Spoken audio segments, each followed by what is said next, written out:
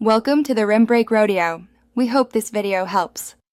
You start by confirming the exact outputs on your computer and inputs on each monitor. This matters because adapters change capabilities. Once done, gather HDMI or display port cables and any active adapters you need.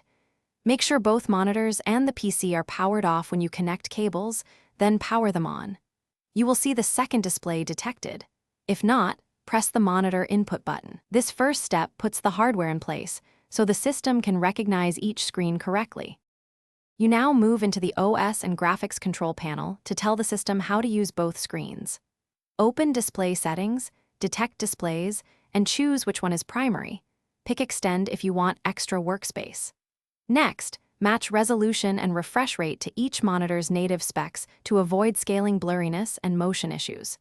If something looks off, install or update GPU drivers and any monitor drivers. This fixes common compatibility quirks and enables features like HDR or variable refresh rate.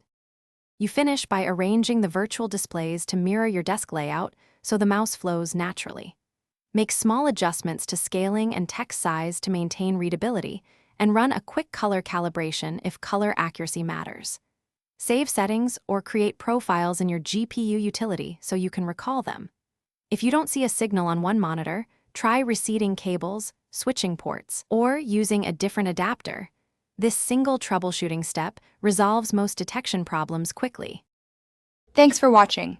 Consider subscribing if we helped you.